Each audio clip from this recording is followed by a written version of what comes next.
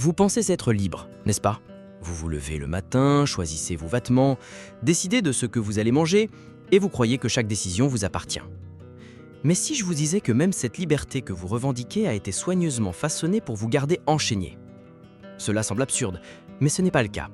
Cette liberté que vous défendez pourrait bien être le collier le plus sophistiqué jamais inventé. Ils n'ont pas eu besoin de construire des murs ni de barreaux. Il leur a suffi de créer une prison invisible faite d'idées répétées depuis votre enfance. Une prison confortable où vous finissez même par être reconnaissant d'y être. Ils vous ont donné l'illusion du choix, mais toujours dans les limites d'un scénario écrit par des mains invisibles. Avez-vous déjà remarqué que presque toutes vos options ne sont que des variations d'une même chose? Comme les menus des fast-food, les noms changent, mais la recette reste identique. C'est ce qu'ils appellent la liberté. Une vitrine remplie de possibilités qui, au fond, mènent tout au même destin, l'obéissance. Et quand quelqu'un tente de sortir de ce chemin, que se passe-t-il? Il est ridiculisé, annulé, effacé. Le système qualifie de danger quiconque ose penser en dehors du script. Mais dites-moi, qui a décidé quel script était le bon? Qui a écrit les règles que vous suivez sans les remettre en question? L'ironie suprême, c'est qu'ils ne vous ont pas forcé. Au contraire, ils vous ont convaincu que c'était la seule manière correcte de vivre. Ils ont utilisé de jolies paroles, des discours émouvants, des symboles de courage. Tout pour que vous défendiez votre propre cage comme si c'était un trône. C'est ici que commence une révélation qui pourrait tout changer. Parce que si votre liberté a été détournée et redessinée pour servir leurs intérêts, il n'y a qu'une seule question qui vaille la peine d'être posée. Jusqu'à quand appellerez-vous liberté ce qui en réalité est la forme la plus subtile d'esclavage? Dès le plus jeune âge, on nous a appris que la liberté, c'est pouvoir choisir. Mais on ne nous a jamais expliqué que nos choix sont limités à des options qu'ils ont eux-mêmes créées. C'est comme être dans un labyrinthe où chaque couloir mène à la même sortie, et vous ne savez même pas qu'il existe une porte secrète absente de la carte. À l'école, on vous a dit quelles idées étaient acceptables et lesquelles devaient être rejetées. On n'a pas appelé cela de la censure, mais de l'éducation. Au travail, on vous a défini ce qu'est le succès. Et curieusement, ce succès sert toujours ceux qui sont déjà au sommet. Même dans le loisir, les options vous sont préemballées, avec des musiques, des films et des modes choisis pour façonner ce que vous considérez comme bon ou mauvais. La fausse liberté est séduisante parce qu'elle se présente comme une conquête. Ils ne vous ont pas donné de chaîne, ils vous ont offert des choix. Et c'est là le piège. En croyant être l'auteur de votre vie, vous cessez de chercher le véritable détenteur de la plume.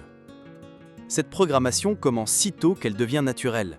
Vous grandissez en pensant que certaines choses sont des vérités universelles, alors qu'en réalité, ce ne sont que des récits répétés depuis des siècles. Des récits créés pour maintenir l'ordre, leur ordre. Le moment de crise arrive quand vous réalisez que toutes vos victoires ont été calculées pour ne pas menacer le système. Comme un joueur qui accumule des points mais n'atteint jamais la phase finale. Le jeu n'est pas conçu pour que vous gagniez, mais pour que vous continuiez à jouer. Et quand le doute commence à naître, ils ont un arsenal prêt à l'effacer. Distraction, crise fabriquée, scandale médiatique, tout pour vous ramener sur les rails. La sensation de liberté revient et vous pensez avoir fait le bon choix, alors qu'en vérité, vous avez juste changé de cellule. Avez-vous déjà remarqué que même votre indignation est contrôlée, que les causes que vous défendez sont soigneusement sélectionnées pour ne pas toucher aux blessures les plus profondes? C'est ainsi qu'ils maintiennent le contrôle, en permettant des révolutions sans danger qui ne changent rien de fondamental. La fausse liberté est un collier d'or sur un prisonnier. Elle brille, elle séduit, elle pèse peu, mais elle retient toujours. Et plus vous vous sentez à l'aise, moins vous réalisez que vous êtes enchaîné. Le plus dangereux, c'est que cette prison est autosuffisante. Nous devenons nous-mêmes les gardiens les uns des autres. Nous critiquons ceux qui pensent différemment, nous dénonçons ceux qui sortent des rangs, nous isolons ceux qui ne répètent pas ce que tout le monde dit. C'est la société qui fonctionne comme un mur vivant sans avoir besoin de pierres. Ce qu'ils craignent le plus n'est pas que vous luttiez contre le système, c'est que vous réalisiez qu'il existe. Parce qu'une fois que vous voyez les barreaux, même invisibles, il devient impossible de les ignorer. Mais pour voir, il faut être prêt à perdre quelque chose. Perdre la sensation de sécurité, perdre les privilèges de l'obéissance, perdre l'approbation de la majorité. C'est pourquoi peu se libèrent, non pas parce que c'est impossible, mais parce que cela fait trop mal. Et voici le point que personne ne veut entendre. La véritable liberté n'est pas confortable. Elle est solitaire, incertaine et souvent douloureuse. Mais c'est le seul chemin où chaque pas vous appartient vraiment. Peut-être vous demandez-vous maintenant, si tout est contrôlé, existe-t-il vraiment une sortie? Oui, mais pour la trouver, Vous devrez passer un test que peu osent affronter. Ce test commence par une question que vous n'avez jamais entendue dans les publicités, les écoles ou les discours politiques. Qu'est-ce que la liberté pour vous, sans que personne ne vous dise quoi penser? Avez-vous déjà entendu ce son étrange dans votre tête? Ce n'est pas une voix, pas un mot. C'est plutôt une vibration, un inconfort qui vous empêche de croire à 100% à la version officielle. Ce son est ce qui éveille les premiers doutes. Il commence lorsque quelque chose ne tient pas debout, lorsque les pièces du puzzle ne s'emboîtent pas. C'est ainsi que cela s'est passé pour moi. Je suivais la feuille de route. Je vivais comme on me disait de le faire. Jusqu'à ce qu'un jour, une simple question change tout. Si je suis libre, pourquoi me sens-je prisonnier? La réponse ne vint ni des journaux, ni des maîtres, mais de signes subtils. Un geste étrange, une contradiction dans un discours, un fait caché. À partir de là, j'ai compris que la liberté qu'on m'avait donnée était en réalité un contrat rempli de petites lignes que l'on ne m'avait jamais laissé lire. Vous avez grandi en croyant que la vie suivait des règles claires. École, actualité, église, opinion d'autrui, tout semblait tracé en chemin sécurisé. Mais il y avait des fissures que vous ne voyez pas. De petits signes, des détails dérangeants, des incohérences subtiles que personne ne soulignait. Dans la cour de récréation, on répétait des histoires qui ne collaient pas avec la réalité de la rue. À la télévision, des manchettes qui changeaient souvent, laissant une impression de déjà-vu. Dans les livres, des pages qui ignoraient des événements importants, comme si le monde réel était un secret. La foi enseignée était belle, mais distante, parfois manipulatrice, parfois oppressante. Les voix des adultes semblaient fiables, mais des pièges silencieux se formaient dans chaque conseil. Votre perception était façonnée, pas libre. Chaque compliment, chaque critique ajustait votre esprit sans que vous vous en rendiez compte.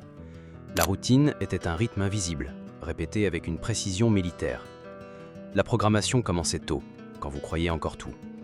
Vous pensiez que choisir était libre, mais un scénario était déjà écrit. Le vide surgissait entre les lignes. Des sensations physiques de malaise apparaissaient, mais étaient ignorées. Nausées, fatigue, perte de sens. Des objets symboliques marquaient chaque étape. Une télévision au volume bas, une église aux portes fermées, un masque sur le visage, comme si quelqu'un observait en silence. L'illusion était prête, et vous étiez dedans, croyant qu'elle était réelle. Le premier déclic s'est produit quand quelque chose ne s'emboîtait plus. Une nouvelle semblait contredire une autre. Un sermon enseignait une chose, tandis que la pratique montrait autre chose. Votre corps réagissait. Serrement dans la poitrine, frisson dans la colonne, un vide impossible à combler. L'esprit cherchait une logique, mais trouvait le chaos. C'était comme regarder un labyrinthe invisible. Et à ce moment, vous avez compris que personne ne vous donnerait des réponses. Les contradictions se multipliaient. Comme dit dans les proverbes, il existe un chemin qui semble juste, mais qui mène à la mort. Chaque orientation reçue depuis l'enfance commençait à perdre du poids. La confiance en ce qu'on vous avait appris s'effritait. Vous avez commencé à questionner, et questionner était dangereux. Le doute est la première arme contre la programmation. Il dérange, perturbe, érode le sentiment de sécurité. Mais c'est la seule qui ouvre des portes vers la vérité. Le cœur battait plus fort, la respiration s'accélérait, le corps ressentait l'agitation de quelqu'un qui se réveille d'un sommeil profond. De petits gestes autour de vous, des objets autrefois anodins, portaient désormais des significations cachées. Tout devenait symbolique. Vous avez commencé à voir le scénario, la manipulation, le contrôle. C'est alors que le premier signe de résistance est apparu.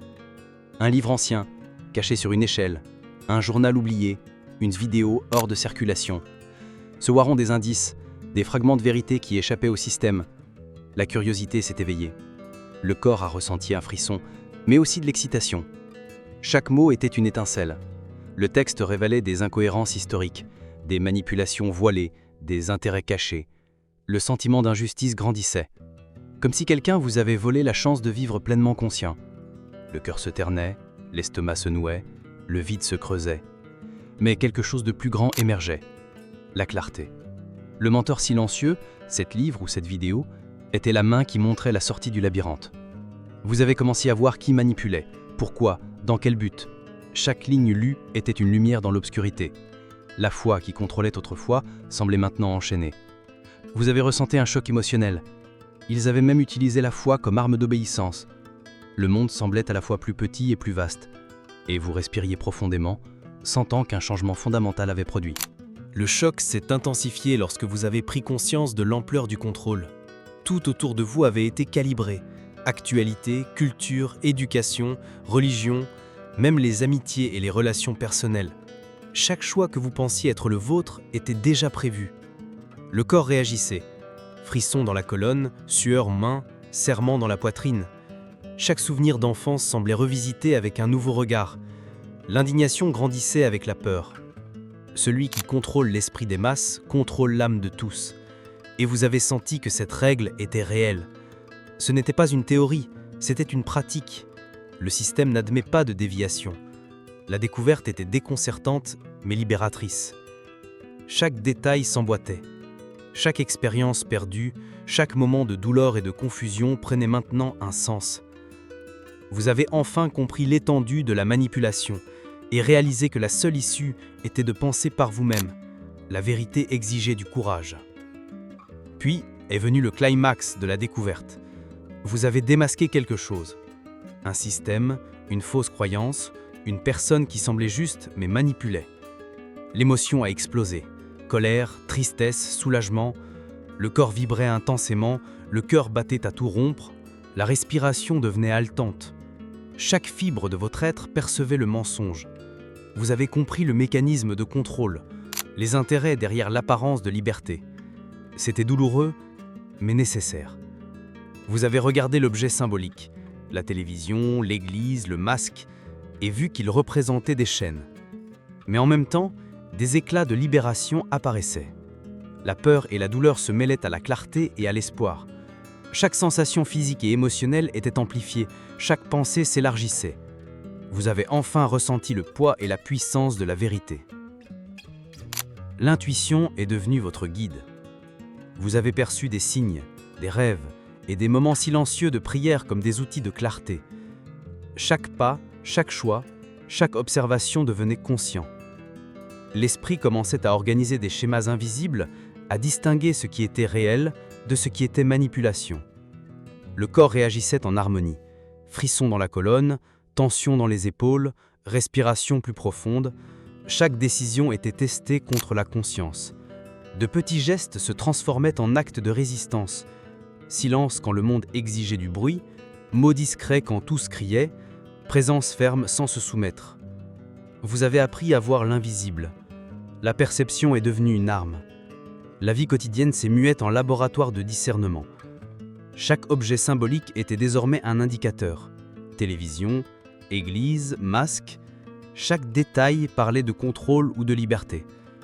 La conscience s'éveillait, lentement mais fermement. L'apprentissage se consolidait. Chaque doute devenait une graine. Vous avez commencé à questionner tout ce que vous acceptiez autrefois sans réfléchir. Pas seulement des faits, mais des valeurs, des normes, des priorités. Le corps ressentait de l'anxiété, mais aussi de la force. Chaque petit choix était un test de courage. L'esprit organisait les informations, séparait les distractions de la vérité.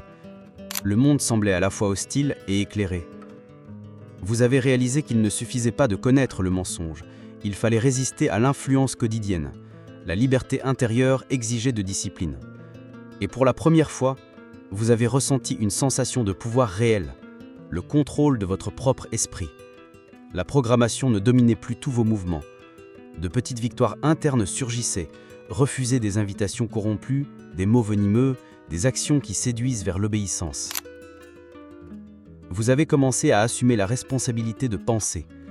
Chaque geste social, chaque opinion partagée, chaque interaction a pris du poids. Ce n'était plus simplement exister, mais exister consciemment. Le corps ressentait de l'intention, mais aussi du soulagement. L'âme vibrait. C'était la liberté réelle, celle qui fait mal, mais qui transforme. La sensation était nouvelle. Marcher les yeux ouverts dans un monde qui préfère la cécité. Chaque mensonge démasqué renforçait votre confiance. La foi, autrefois utilisée comme un contrôle, servait maintenant de bouclier. Vous avez appris que personne d'autre ne pouvait écrire votre histoire sans votre consentement. Et en même temps, vous avez senti la solitude qui accompagne la lucidité. Peu comprenaient, peu voyaient, mais vous continuez ferme. La peur est devenue une alliée. Vous avez compris que le courage n'est pas l'absence de peur, mais marchaient malgré elles. Chaque décision consciente renforçait l'esprit, chaque refus de manipulation fortifiait le corps et l'âme. De petites joies naissaient dans l'observation du monde réel, dans les détails autrement ignorés. Le silence est devenu un allié. Chaque choix, même isolé, était un acte de résistance. La conscience est devenue une compasse, l'intuition une lampe, le cœur une encre. Vous respiriez profondément, ressentant l'impact de chaque découverte. Le voyage était lent, douloureux, mais gratifiant. Chaque leçon ajoutait du poids et de la profondeur. Et vous saviez, ce n'était que le début. La perception du contrôle s'élargissait. Chaque personne, chaque institution, chaque actualité ou récit passait par le filtre d'une conscience éveillée. Le corps réagissait, l'esprit analysait, l'âme pesait. Vous avez commencé à voir le schéma qui façonne les comportements collectifs. Vous avez compris le mécanisme. Petite récompense, petite punition, distraction constante, compliments, critiques, apparence de liberté. Tout était calculé. Et vous, enfin, pouviez voir à travers le voile. Le cœur s'accélérait, l'esprit était en alerte. Des sensations physiques et émotionnelles convergeaient. De petits détails autrement ignorés devenaient clairs. La vie, autrefois prévisible, offrait maintenant des couches et des profondeurs, et chaque couche dévoilait un portrait d'une sensation de pouvoir et de clarté. Vous avez ressenti la responsabilité d'agir. Il ne suffisait pas d'observer, la conscience exigeait une posture. Le corps tremblait, la respiration s'intensifiait, l'esprit tournait, mais l'âme savait, c'était l'heure de la décision. Chaque pas était conscient, chaque mot prononcé avec soin. La programmation tentait de reprendre le dessus, mais vous aviez déjà repéré ses pièges. Chaque geste, chaque choix, chaque action devenait un test d'intégrité. La liberté intérieure ne pouvait être achetée, vendue ou cédée, et la force venait de la compréhension. La conscience s'éveillait, et avec elle le courage de résister à toute forme de manipulation. Le monde autour de vous semblait à la fois plus léger et plus lourd. Tout était une responsabilité, mais aussi une clarté. À la fin, vous avez réalisé, savoir ne suffit pas, sentir ne suffit pas, il faut transformer le savoir en action. Le corps, l'esprit et l'âme doivent marcher ensemble. Chaque décision consciente est une lampe allumée dans l'obscurité collective. Chaque petite victoire sur la manipulation renforce votre liberté intérieure. Et vous, enfin, vous avez ressenti une sensation inédite de pouvoir réel. Marchez éveillé dans un monde d'illusions, sentant chaque pas, chaque décision, chaque mot. L'intuition est un guide, la conscience un bouclier, le cœur une encre. L'éveil est douloureux, mais inévitable. Et le voyage continue. Avez-vous déjà croisé ce mentor silencieux? Un livre ancien, un journal oublié, une vidéo perdue. Chaque mot portait un secret que le système ne voulait pas que vous découvriez. Votre corps a ressenti un frisson, de la tension, de l'attente. Votre esprit tournait, essayant d'assembler chaque fragment. Chaque phrase était une lumière qui éclairait d'anciens nombres. Votre perception s'élargissait, dévoilant le schéma derrière les apparences. La foi, qui contrôlait autrefois, semblait maintenant être une corde pour dompter les âmes. Une pression dans la poitrine mêlée d'excitation parcourait chaque nerf. Le sentiment d'injustice grandissait, mais la clarté surgissait aussi. Vous respiriez profondément, conscient qu'un changement fondamental s'opérait. Chaque objet symbolique, une télévision au volume bas, une église fermée, un masque sur le visage, révélait désormais plus qu'une simple apparence. Chaque détail racontait des histoires invisibles.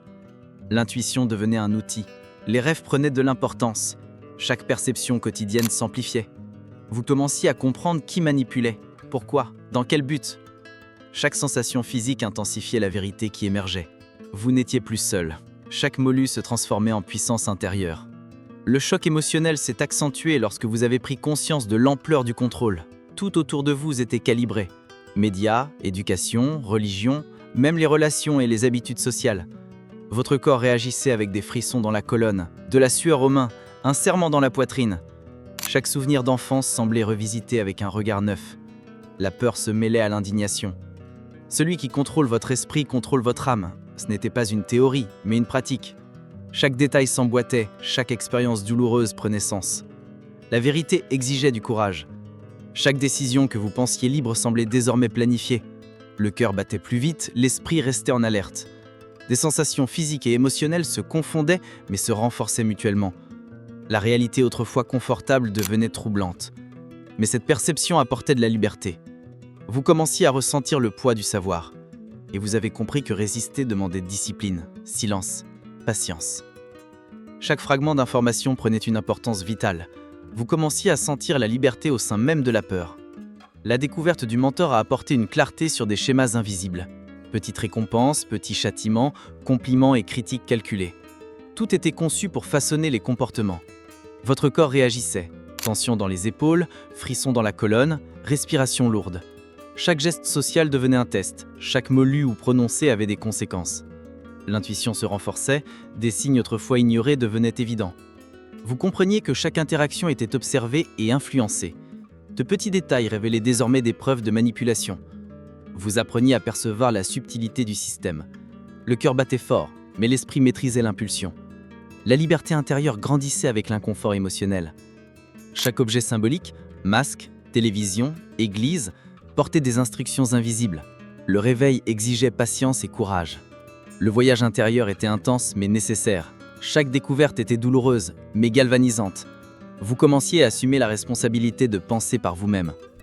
Puis vint le choc le plus intense. Démasquer la structure qui semblait intouchable. Personnes, systèmes, fausses croyances, exposées. Votre corps vibrait intensément. Le cœur s'emballait, la respiration devenait haletante. Chaque fibre de votre être saisissait l'ampleur de la manipulation. Colère, tristesse et soulagement se mêlaient. Vous voyez enfin l'engrenage invisible. Les objets symboliques révélaient maintenant des chaînes, télévision, église, masques, mais des signes de libération apparaissaient. La peur et la douleur se fondaient, avec la clarté et l'espoir. Votre perception s'élargissait, unissant corps, esprit et âme. Chaque détail autrefois ignoré devenait clair. La vérité exigeait une action consciente. La conscience s'éveillait, augmentant la responsabilité individuelle. Le choc émotionnel était nécessaire pour briser l'illusion. Vous commenciez à ressentir la puissance de cette liberté nouvellement découverte. Et vous saviez, nul ne serait plus comme avant. Des outils spirituels émergeaient. Intuition, rêve, prière silencieuse, méditation. Chaque pas quotidien devenait un acte de résistance. Chaque geste minuscule était un test d'intégrité. Des petits signes se transformaient en indicateurs de liberté. Votre corps réagissait à la conscience éveillée. Tension, frisson, respiration profonde. L'esprit organisait les informations, distinguant le réel de la manipulation. Chaque détail de votre routine servait d'alerte. Télévision, église, masque. La perception de l'invisible s'intensifiait. Le monde semblait à la fois plus hostile et plus éclairé. La conscience exigeait une action, même discrète. Chaque choix devenait une graine de transformation. Le silence devenait un bouclier, l'observation une arme. Vous compreniez que la liberté réelle demandait une vigilance constante. L'intuition guidait chaque mouvement. La clarté se consolidait, apportant une force émotionnelle. L'affrontement intérieur s'intensifiait. Chaque interaction, chaque actualité, chaque routine était filtrée par une conscience éveillée. Votre corps ressentait du froid, de l'anxiété, mais aussi de l'empowerment. Le cœur s'accélérait, l'esprit analysait. Vous identifiez des schémas de contrôle social et de manipulation. De petits compliments ou critiques n'échappaient plus à votre vigilance. Chaque geste, chaque mot était interprété avec soin. Le réveil exigeait patience, discipline et courage. Chaque détail du monde était évalué, chaque symbole avait un sens. Le système tentait de récalibrer, mais vous ne bougiez plus comme avant. La liberté intérieure grandissait, malgré les pressions extérieures. Le cœur battait avec fermeté, l'esprit restait lucide, le corps en alerte. Le mentor, bien que silencieux, guidait. Chaque décision consciente était un acte de résistance. Chaque choix éthique renforçait l'âme. Votre corps répondait. Tension, énergie, clarté mentale. Chaque petit geste se transformait en pas vers la liberté. La perception des symboles et schémas invisibles se consolidait. Télévision, masque, église, mots, chaque élément du quotidien prenait un sens. La conscience éveillée ne se laissait plus tromper facilement. Chaque interaction sociale était étudiée, chaque conversation analysée. Vous commenciez à saisir la profondeur de la manipulation quotidienne. Le réveil demandait discipline et attention. Le pouvoir résidait dans le discernement. Chaque détail comptait. Le corps restait en alerte, le cœur ferme, l'esprit concentré. La liberté se renforçait par l'observation. Et chaque petite victoire augmentait votre confiance. La compréhension du système et du contrôle prenait forme dans votre corps et votre âme. Chaque mensonge démasqué renforçait la conscience. Votre corps réagissait avec tension, chaleur, frissons, vibrations intenses.